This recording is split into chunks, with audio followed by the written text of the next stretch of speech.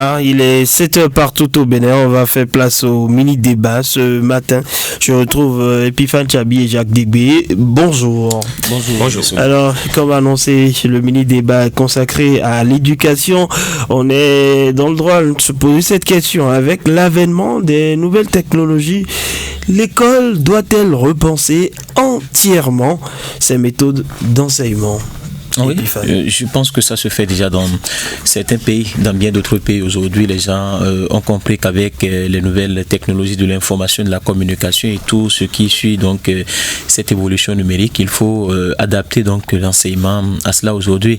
Par le passé, vous aviez des milliers, en tout cas des dizaines de livres par année. Pour finir tout un cycle scolaire, vous avez donc parfois une cinquantaine de documents, de livres à acheter tout au long donc de votre cursus scolaire.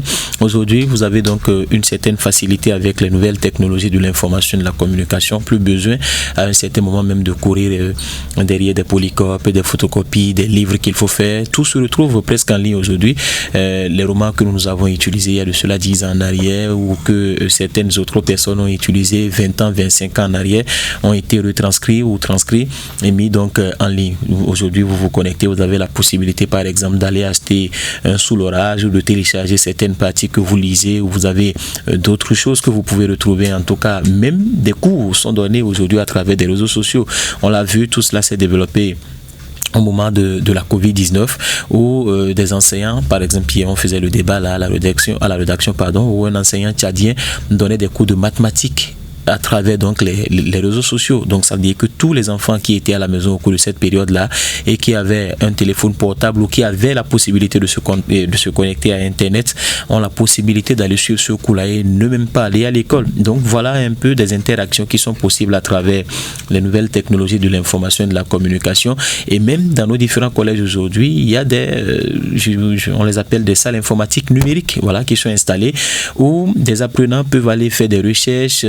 Par le passé, on vous donnait 2 à voire même parfois 1 mois pour des exposés où vous êtes obligé d'aller chercher, vous lisez des romans, vous lisez toute une bonne quantité de pages que vous résumez en exposé. Aujourd'hui, c'est en quelques jours, même parfois en quelques heures, vous avez déjà donc tout sur le net. C'est vrai qu'à un certain moment, ça renforce donc cette paresse là au niveau de certains apprenants parce que l'utilisation qu'on en fait aujourd'hui est quelque peu excessive. On n'utilise pas cela et à l'adapter également à nos connaissances. On attend forcément que ce soit Internet qui nous fournisse tout et c'est là qu'il faut peut-être corriger. Sinon, moi je pense que c'est une très belle chose aujourd'hui que Internet ou je dirais les NTIC soient adaptés donc au système d'enseignement. Vous avez certains enseignants, on a même tourné le sujet ici, qui à la veille des examens continuent toujours pas interagir, travailler avec leurs apprenants à travers certains réseaux sociaux dont je ne veux pas citer le nom et ils interagissent, ils posent des questions, les apprenants bien sûr,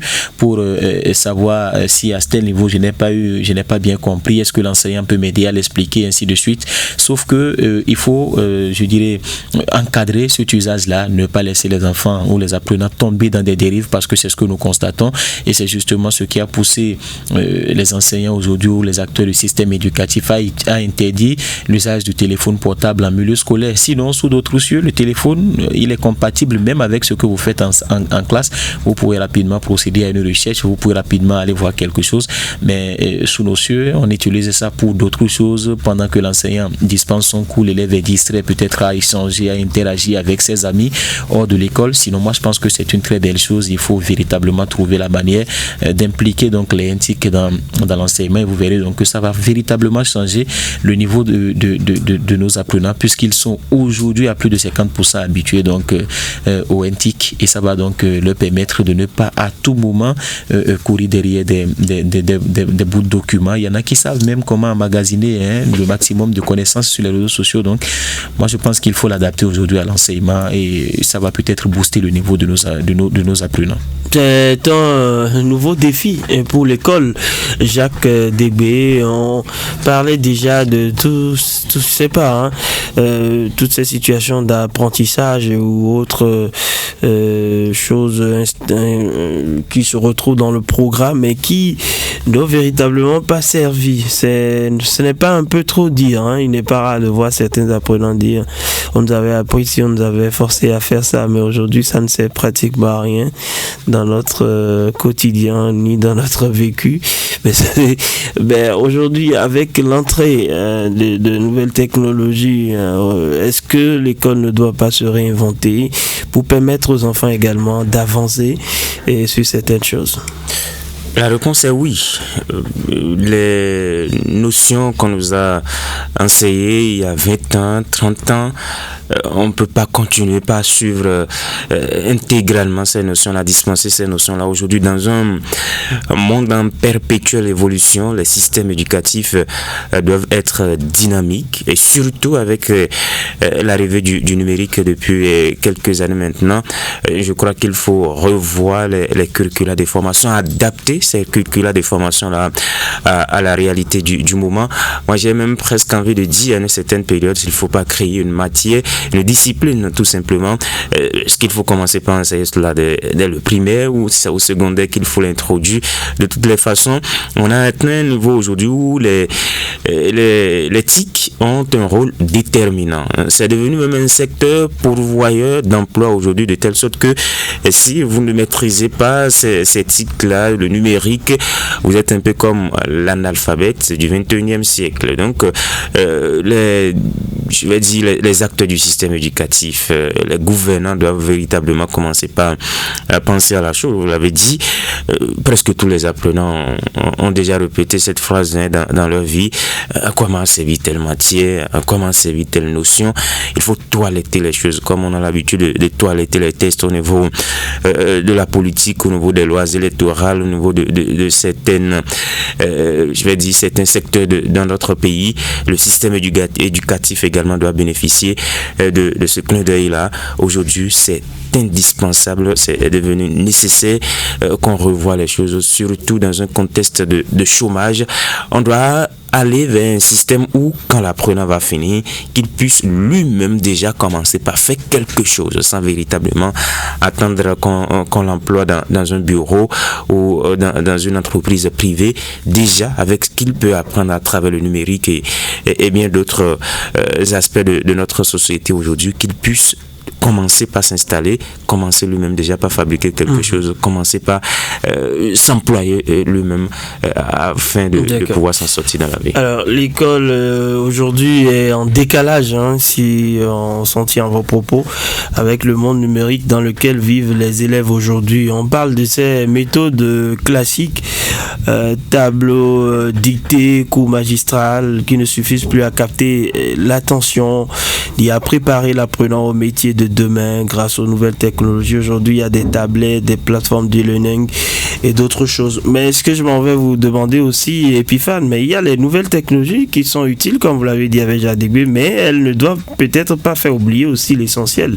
L'essentiel, c'est par exemple transmettre le savoir, l'esprit critique et les valeurs. L'enseignement classique a fait ses preuves aussi, reste fondamental pour développer la concentration, la mémoire et l'effort, par exemple.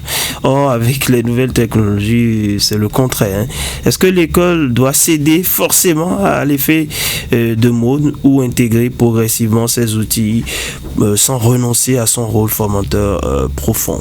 Oui, il y a des choses, par exemple, que vous ne pouvez pas apprendre sur les réseaux sociaux. Vous avez dit tout à l'heure, transmettre des connaissances.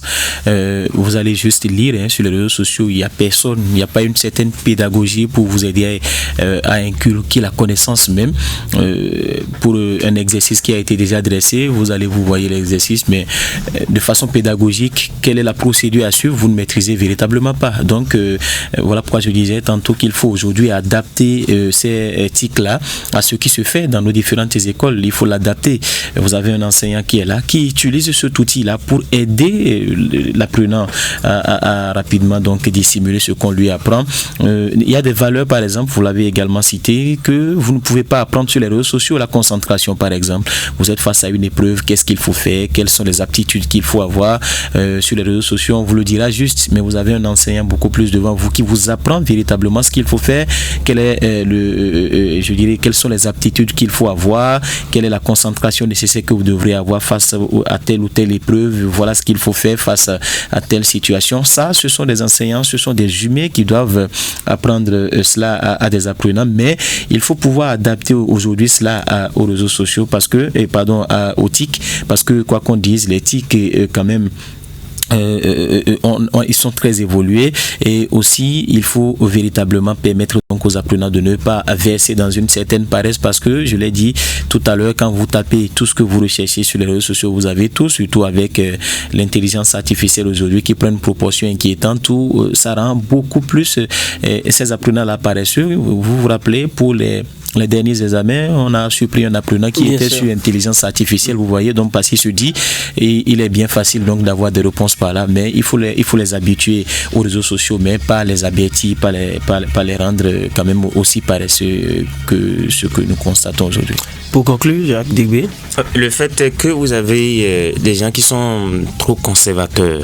Je pense que il faut poursuivre avec ce qu'ils ont appris en 1970, 1980. Et c'est peut-être ça qu'il faut corriger aujourd'hui. On ne peut pas enseigner les mêmes choses pendant 30-40 ans. C'est pas possible. Merci à vous, Jacques Degbé. Merci à vous aussi, et puis Fanchabi.